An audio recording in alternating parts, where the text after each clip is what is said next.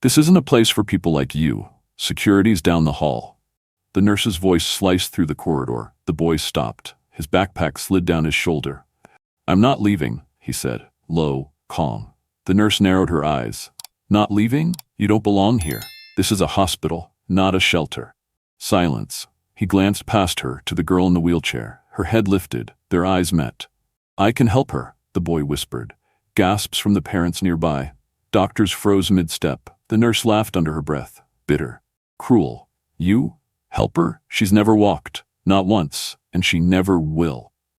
The girl's small hand gripped the armrest tighter. Her voice soft but clear. Let him try. The nurse spun around. What did you say? I want him to try. The room went still. You could hear the beeping of machines, a cough from down the hall. Nothing else. The boy's eyes didn't move. Just one chance. That's all I need. And in that moment, everyone knew something was about to happen that no one could explain. He needs to leave. The nurse's voice cracked through the room again, sharp, final. But the boy didn't move. The girl didn't look away, and the hospital held its breath. Behind the glass walls, sunlight spilled across names etched in gold. Donors, millionaires, legacies. People who had bought their place in these halls, people who made sure the marble floors stayed polished. A doctor sipped from a tall cup. Espresso. Another laughed softly, sliding a silver pen into his pocket. Their coats were bright white, their shoes, leather, polished, spotless. And just steps away, in that same corridor, a janitor pushed a mop across the floor. Nobody greeted him. Nobody even noticed. The quiet swish of the mop was the only sound against the nurse's cold demand. Boy, she hissed, don't embarrass yourself. Walk out now. He didn't. He adjusted the strap of his backpack. His voice steady, soft. I'm not leaving. I can help her. The doctors at the coffee table turned. One whispered, help her? With what? She hasn't walked in 9 years. The other shrugged. He's delusional. Security should have dragged him out already. The girl's father hadn't arrived yet, but the daughter, Lily, sat in her wheelchair, small frame. Pale pink dress, her hands gripping the armrests like anchors. She looked at the boy. Not the nurse. Not the doctors. At him. Her voice carried, soft but sharp enough to cut through the corridor. I want him to stay. Gasps, murmurs. A mother in the waiting area clutched her child tighter. The nurse's jaw tightened. Lily, you don't mean that. You don't know this boy. The girl didn't blink. I said, I want him to stay. The silence turned heavy. Everyone looked at each other, waiting for someone to speak. Finally, a therapist broke it. This is absurd. That kid has no credentials. He's probably here for food. Another voice muttered back, then why isn't he asking for food? Why is he looking right at her like that? The nurse spun toward the staff. Well, are we just going to stand here? He has no clearance, no right to be in this unit. Still, nobody moved. Nobody answered, because everyone felt it, that strange charge in the air. Something about the boy. Something in the way the girl's eyes stayed locked on him. The boy finally spoke again, slow, calm, certain. She's never walked, but today she will. The words hit the hallway like thunder. A father in the corner shook his head. Outrageous. A mother whispered, Lord help this child. And yet, nobody left. Nobody looked away. The nurse snapped her fingers at the janitor. You, call security. The man froze, mop in hand. He looked at the boy, looked at the girl, then back at the nurse. But his lips never opened. He just stood there, mop dripping water onto the marble floor. Did you hear me? The nurse barked. Call them. Still, no answer. The boy's voice came again, stronger now. All I need is one chance. The nurse folded her arms. One chance to do what? Perform magic? You're a child, a homeless child. She doesn't need false hope, she needs treatment. The girl's voice cut across her. You don't decide for me. Gasps again. Doctors turned, eyes wide. The nurse froze, caught off guard. The girl leaned forward in her chair, her hands gripping the armrests tighter. I want him here. I want him to try. A coffee cup slipped from someone's hands and shattered against the floor. Hot liquid spread across the marble, seeping into the cracks. No one bent to clean it. All eyes on the boy. He didn't raise his voice. He didn't step forward. He simply said, then let me. The corridor felt colder. The gold-etched names above their heads gleamed under the lights. Doctors, donors, authority. All of it suddenly fragile, because in that moment, every polished wall, every rule, every hierarchy in that hospital was about to be tested, and what came next would break more than silence. The silence cracked first from the nurse. Name, her voice carried like an order. The boy stood still. Darius, he said. Darius Carter. The nurse squinted. Carter? And how old are you, Darius? 14. Murmurs rippled through the hall. A doctor muttered, 14? What's he doing here? Another whispered back, this is ridiculous. Get him out. The nurse pressed harder. Where are your parents? The boy's voice stayed calm. My mom, she passed. In Atlanta. Gasps. Someone sighed. Someone else whispered, homeless kid. The nurse nodded once, almost satisfied. So that's it. No guardian, no clearance, no business here. But the girl spoke up again. I don't care how old he is. Every head turned. I want him here. The nurse snapped, Lily, enough. But the girl's eyes never left the boy.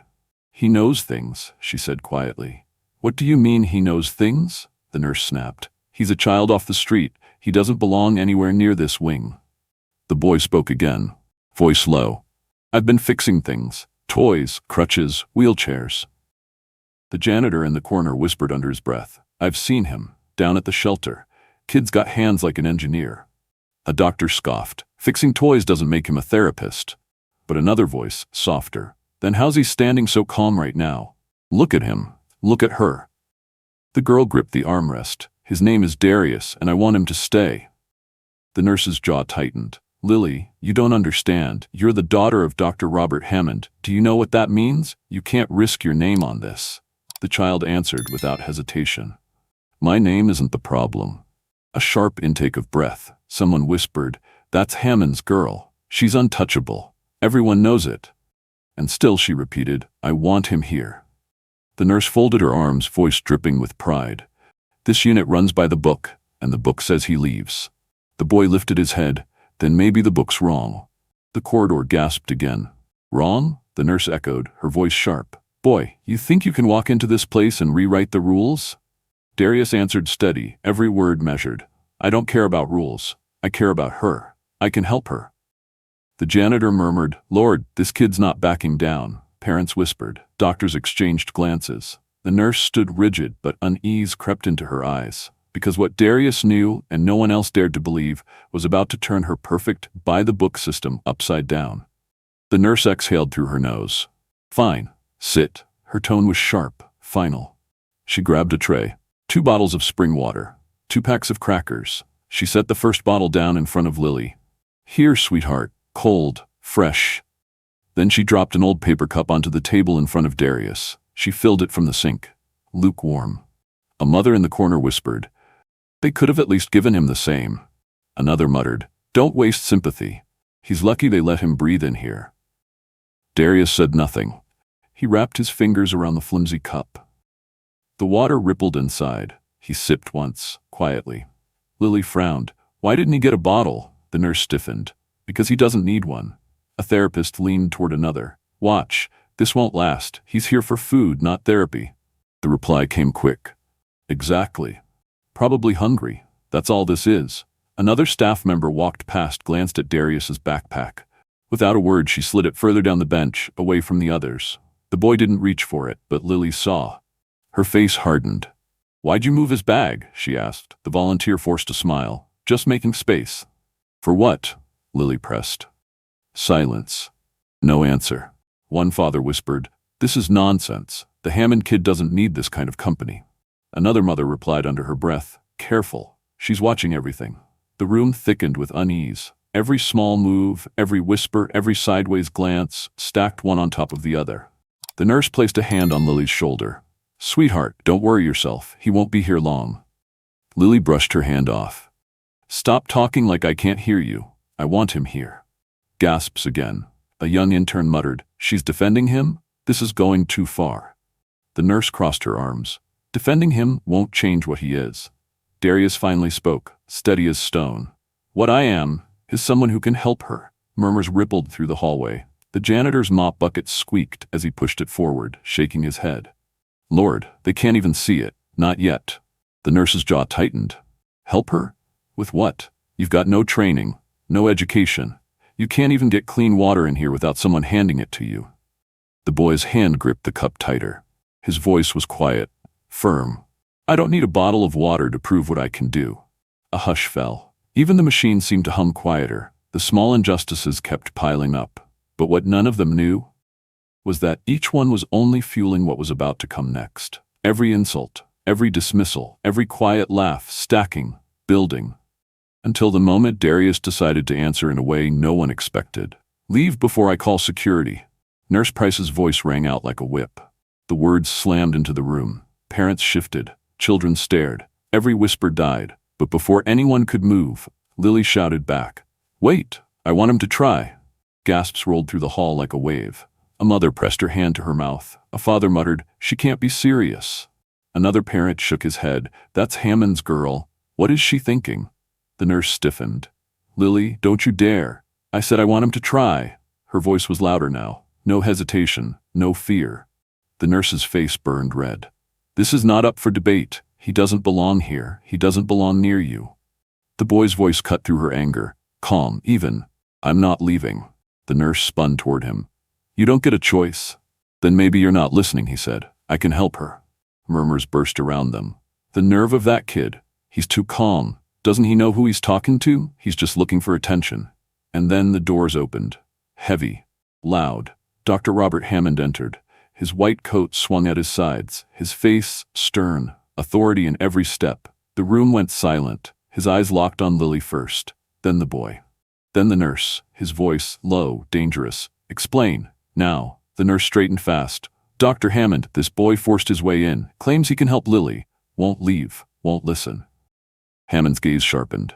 "You?" He pointed straight at Darius. "You think you can help my daughter?" The boy didn't back down. "Yes." The crowd gasped again. One doctor whispered, "Arrogant." Another shook his head. "He doesn't even raise his voice. It's unsettling." Dr. Hammond stepped closer. His words bit like ice. "My daughter has never walked. Specialists from every corner of this country have tried, failed, and you, some homeless boy, believe you're the answer?" Darius's voice stayed steady. "I'm not experimenting. I'm fixing what's broken." The whispers exploded. Did he just say that to Hammond's face? This boy doesn't know the danger. Or maybe he does. Dr. Hammond's jaw locked. "You don't speak to me about broken. You have no idea the years I've spent." "I know enough," Darius interrupted. The words hung sharp. The crowd gasped again. "You?" Hammond started, but Lily's voice cut through him. "Dad?" "Stop." Hammond froze. "Lily, I want him to try." Gasps. Again. A father muttered, "She's defying him in front of everyone?" A nurse whispered, "This is spiraling out of control." Dr. Hammond's voice cracked like thunder. "Absolutely not. I will not let some street kid experiment on my daughter." But Lily didn't shrink back. Her hands gripped the armrests. Her eyes stayed fixed on Darius. "Every day I hear what I can't do," she said. "Every year, every doctor, every machine. Nobody asks what I want." She lifted her chin. "I want him." Silence. You could hear the heartbeat in the room. A mother whispered, "Dear God, this girl's braver than them all." Another said under her breath, "Look at her. She's not even scared." Nurse Price tried to recover. "Sweetheart, you don't understand." "Stop calling me sweetheart," Lily snapped. Her voice cracked sharp. "I'm not a child who needs protecting. I'm a person who deserves a chance." The corridor shook with murmurs. A doctor dropped his pen. A parent whispered, "She sounds older than all of them." Dr. Hammond's face hardened. "Lily, this ends now. You don't know this boy." Lily turned slowly, staring straight at her father. Her words came steady. "Maybe you don't know me." The crowd gasped loud, louder than before. The nurse's face drained. Parents stared. Even the janitor stopped pushing his mop, muttering, "Lord, she said it." Dr. Hammond's voice rose. "You don't speak to me like that. I am your father. I am your doctor. I know what's best for you." But Lily didn't break. "If you knew what's best, I wouldn't still be in this chair." Shock. The words landed like a bomb. One parent covered her mouth. Another whispered. She finally said it out loud. Darius's voice rose, calm but unshakable. "I told you, I'm not here to experiment. I'm here to fix what's broken." The crowd froze. The nurse's hand hovered near the phone. Dr. Hammond's chest heaved.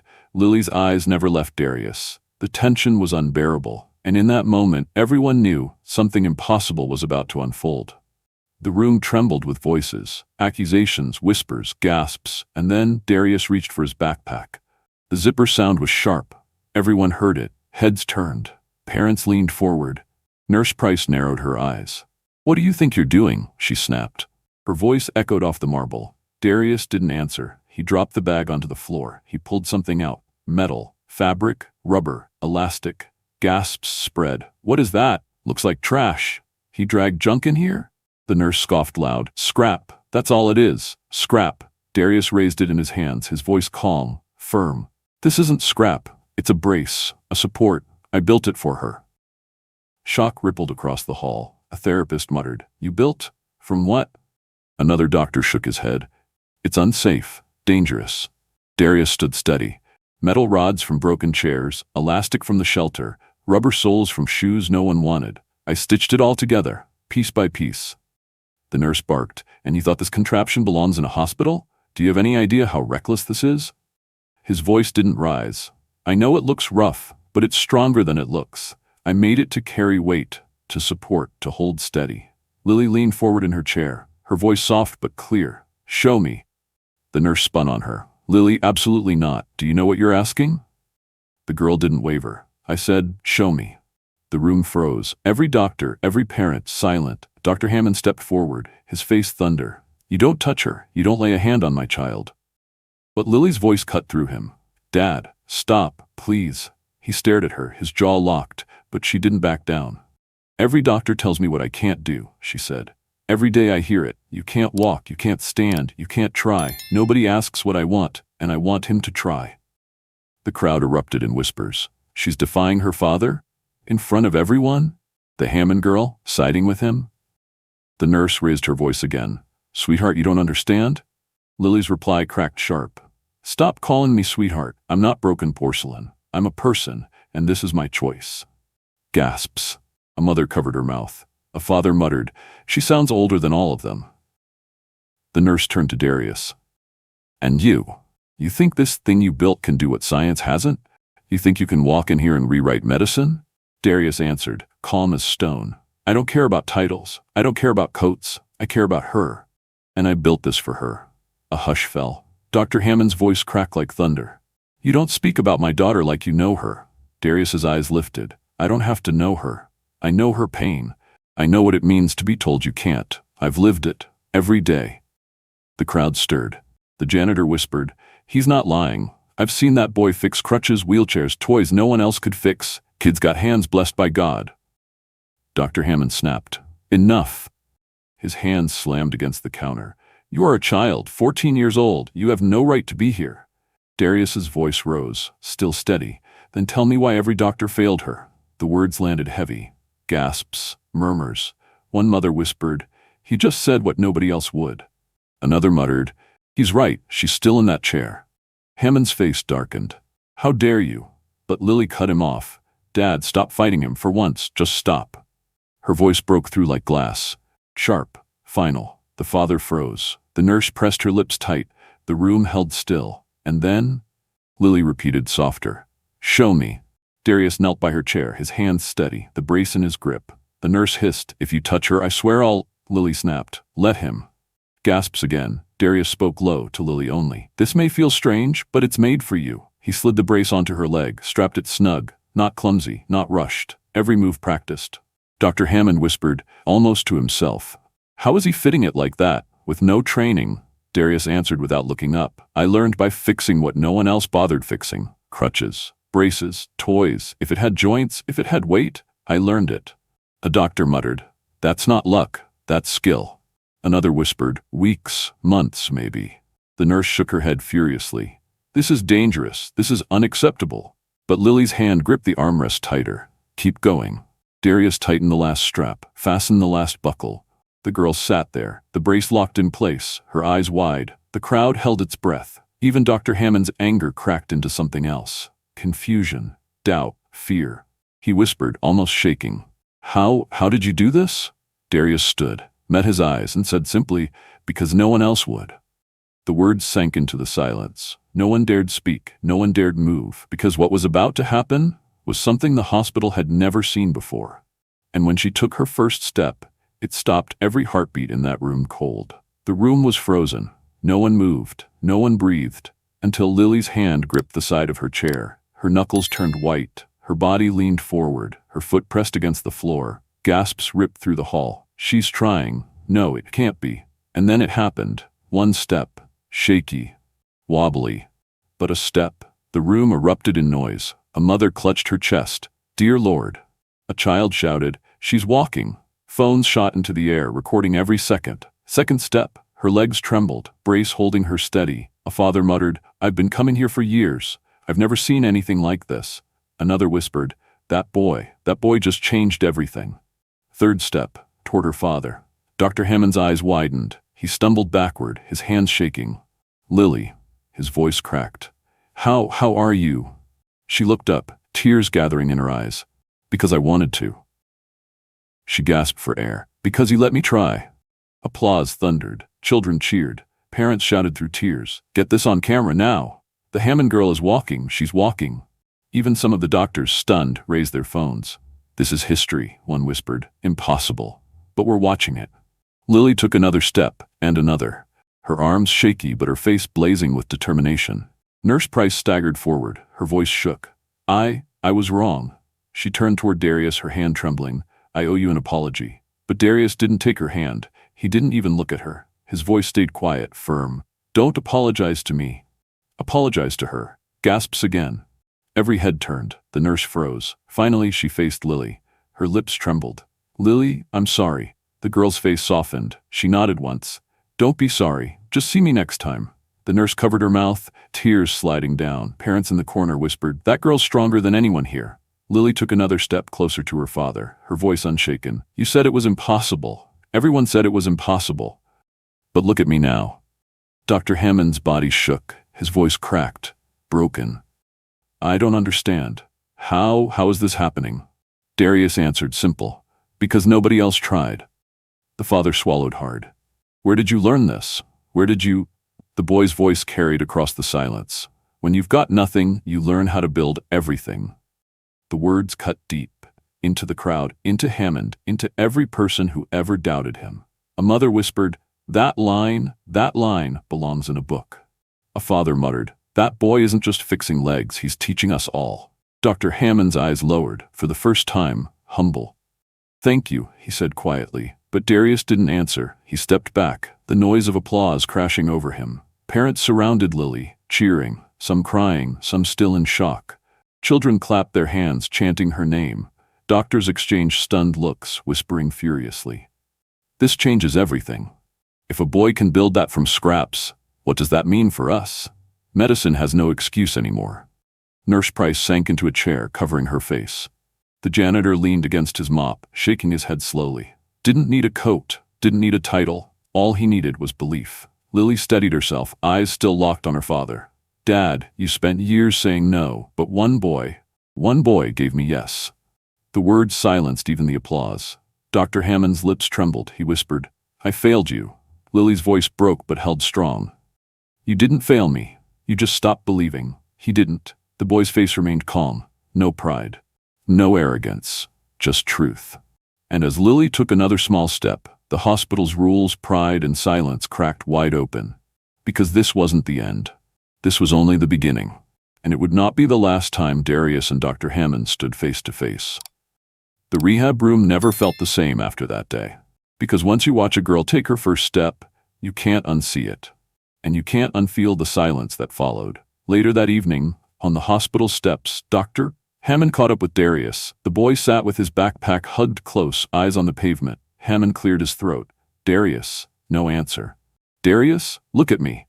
Slowly, the boy raised his head. His voice was barely a whisper. "You want me gone too?" The surgeon shook his head hard. "No, I want you here, with us." The boy frowned. "Here, I don't belong here. You said it yourself. I'm just a street kid." Hammond's jaw tightened. His words came out heavy, almost ashamed. "I was wrong. I was blinded by my own pride. But today, you gave my daughter something I couldn't. Hope. A future. And I'll never forget that." He reached into his coat pocket and pulled out a folded paper. "A scholarship application. This is your ticket, son. I'll cover the costs, school, supplies, everything. And if you'll take it, there's a job for you in the prosthetics lab. Paid. Part-time. You don't have to survive anymore. You can build."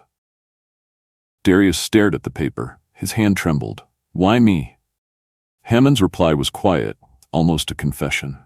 "Because when I looked at my daughter standing, I realized you saw something none of us saw. And that kind of vision? That's priceless." Word spread inside the hospital like wildfire. By the next week, whispers turned into questions. Nurses gathered in the hallway. "Did you hear? Dr. Hammond's taking the boy under his wing." "A homeless kid? In the prosthetics lab?" "Well, he did what the rest of us couldn't." The janitor, pushing his mop, shook his head with a smile.